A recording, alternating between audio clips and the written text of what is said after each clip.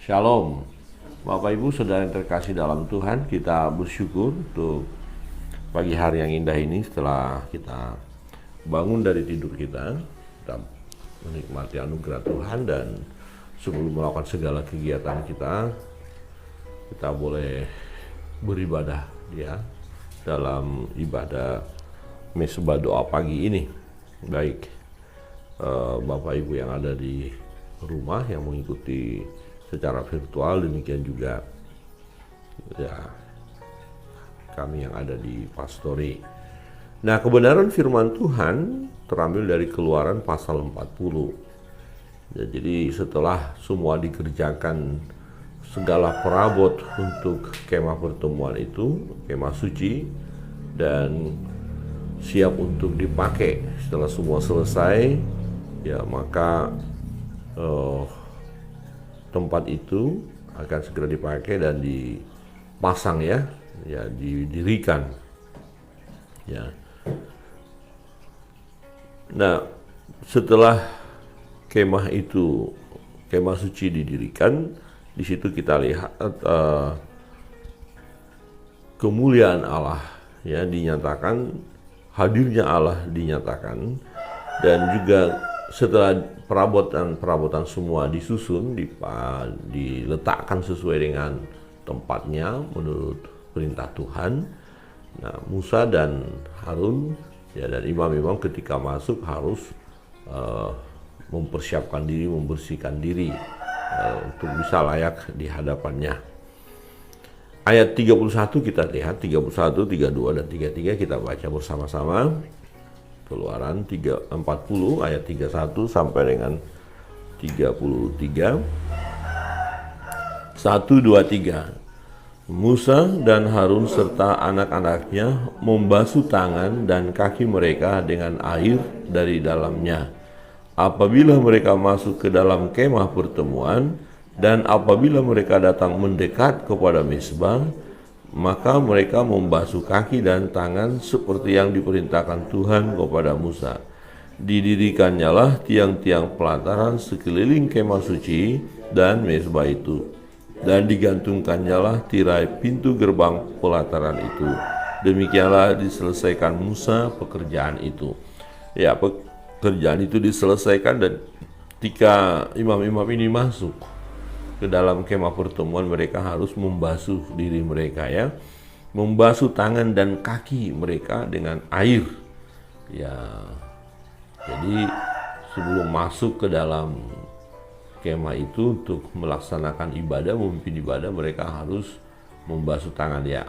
Apa arti membasuh tangan dan kaki? Ini secara lahiriah ya, seperti membersihkan diri, kira-kira begitu.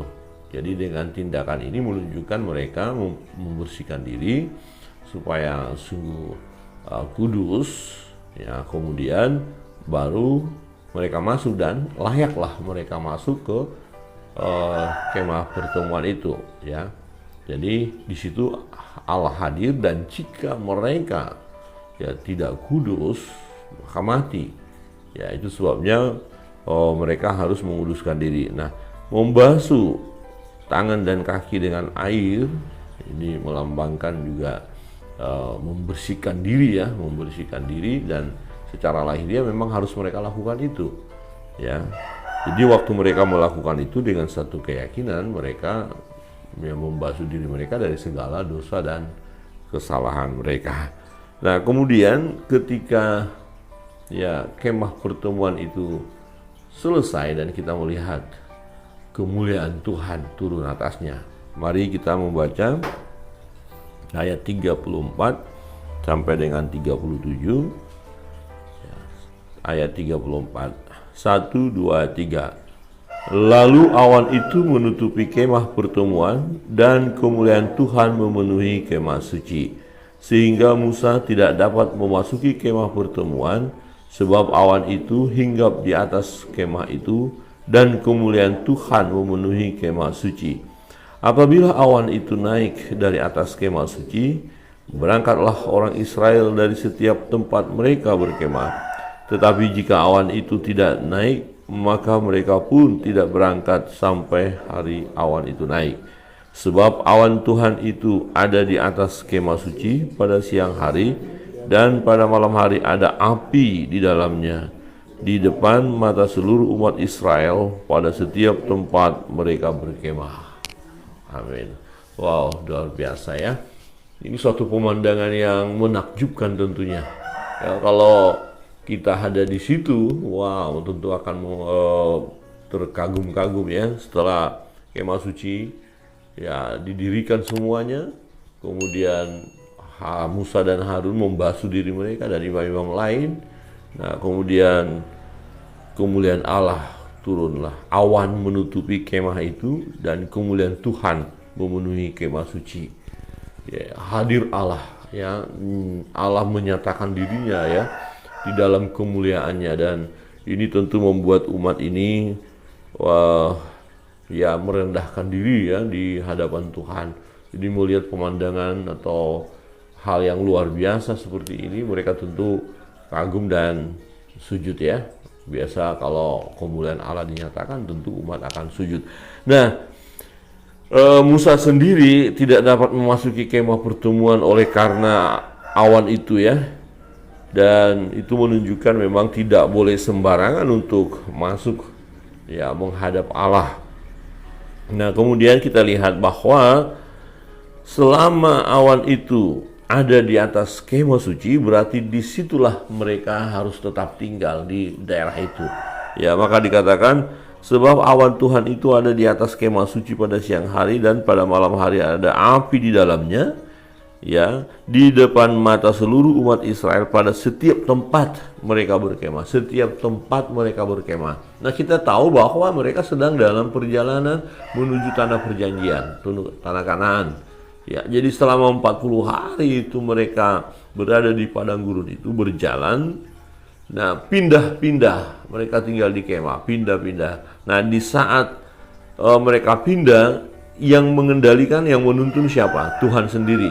Ya, kemana mereka pergi? Ya, Tuhan sendiri yang menuntun mereka. Dengan apa? Awan di siang hari yang di atas kemah itu, kemah suci itu, dan malam hari ada api yang ada muncul di dalamnya. Jadi tiang awan, tiang api. Nah, selagi ada ya di satu tempat mereka, maka kemah itu harus ada di situ, kemah suci. Allah hadir bersama dengan umatnya, Allah mengasihi umatnya. Tiang awan dan tiang api, jadi di dalam kemuliaan Tuhan menunjukkan juga bahwa Tuhan memelihara umat itu. Ya, Tuhan memelihara umat itu baik siang maupun malam. Ya, kalau malam ada api untuk menerangi mereka, ya, untuk menerangi mereka, dan kalau siang melindungi mereka dari terik matahari, ada awan. Nah, untuk di kemah suci itu sendiri Allah hadir. Ya, Allah menyatakan kemuliaannya. Bapak Ibu Saudara terkasih dalam Tuhan, kita melihat bahwa tempat mereka beribadah ini sangat menentukan. Ya, kemah suci sangat menentukan perjalanan hidup umat Israel menuju tanah perjanjian. Jadi bukan kemahnya, tetapi di kemah suci itu hadir Allah.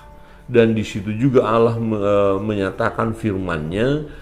Ya, Allah berbicara kepada umat, dan kita lihat sendiri bahwa hadirnya ya awan dan api ya di atas kemah itu menunjukkan bahwa Tuhan yang akan menuntun mereka terus-menerus. Jadi betapa pentingnya ya datang kepada Tuhan, mengikuti Tuhan. Hadirnya Allah di dalam hidup kita itu sangat penting. Amin.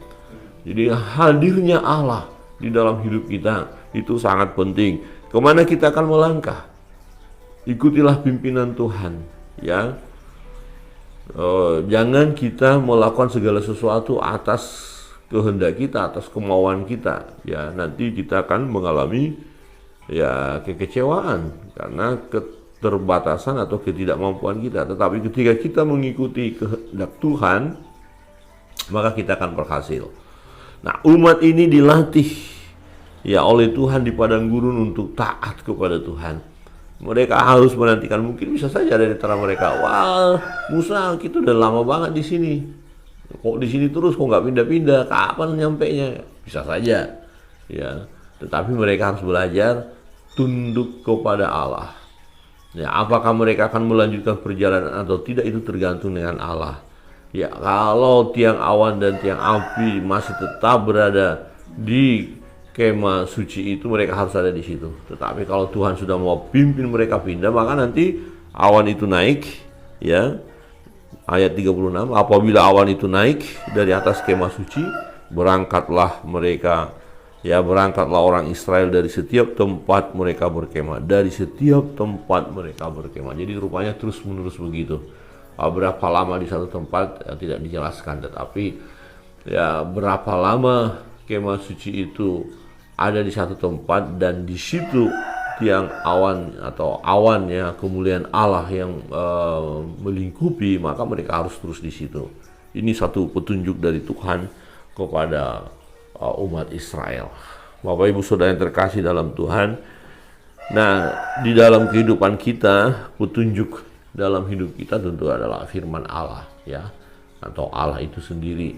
Nah, bagaimana kita memiliki hubungan karib dengan Allah, memiliki hubungan yang intim dengan Tuhan, ya, dengan membaca merenungkan firman-Nya, dengan berdoa, dengan menyembah Dia, memuliakan Dia, sehingga kita akhirnya mengerti ya kehendak Tuhan di dalam hidup kita. Kita mengerti langkah-langkah yang harus kita langkahkan dalam kehidupan ini, karena Tuhan yang akan memimpin, Tuhan yang akan menuntun kita.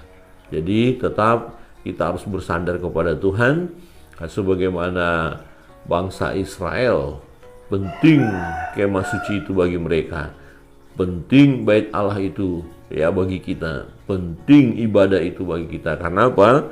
Ya di dalam menyembah Tuhan, ya, mengutamakan Tuhan, di situ kita lihat bahwa Tuhan yang memimpin, ya. Jadi bangsa Israel ketika dalam perjalanan, dalam pengembaraan itu menuju tanah perjanjian, mereka sangat membutuhkan pimpinan Tuhan. Itu sebabnya kemah suci didirikan. Ya, kemah suci, tempat pertemuan, ruang pertemuan, atau tempat ibadah, ruang ibadah. Ya, di mana mereka datang untuk mempersembahkan korban, mereka datang untuk berdoa, bersyafaat, mereka datang untuk menyembah Tuhan. Itu sangat penting, dan dalam perjalanan hidup kita, ya, itu sangat penting kita terus menyembah Dia, beribadah. Dan ibadah yang sejati itu adalah apa? Persembahkanlah tubuhmu sebagai persembahan yang hidup, yang kudus, yang berkenan kepada Allah. Itu adalah ibadahmu yang sejati. Jadi ibadah kita sesungguhnya tiap-tiap hari. Karena apapun yang kita pikirkan, yang kita katakan, kita perbuat, itu semua harus kita lakukan seperti untuk Tuhan, atau dengan kata lain, untuk Tuhan. Ya, jadi apakah ini yang menyenangkan Tuhan atau tidak? Ya, kiranya kebenaran firman Tuhan pada pagi hari ini menolong kita bahwa hadirnya Allah di dalam hidup kita sangat penting. Ya, hadirnya kemah suci dalam kehidupan umat Israel sangat penting, karena kemah suci di mana kekudusan Allah, kemuliaan Allah nyata di sana, dan Allah itu sendiri yang memimpin mereka untuk berjalan, ya, menuju tanah perjanjian. Ya, Tuhan yang menuntun mereka, apakah mereka akan segera melanjutkan perjalanan atau sementara harus tetap di satu tempat. Tuhan yang memimpin, dan Tuhan itu juga yang memimpin kita dalam setiap perjalanan hidup kita. Kiranya Tuhan memberkati kita, tetap semangat dan mempersembahkan hidup yang berkenan kepada Allah. Tuhan Yesus memberkati. Kita akan masuk dalam doa-doa kita, dan sebelumnya kita naikkan satu pujian.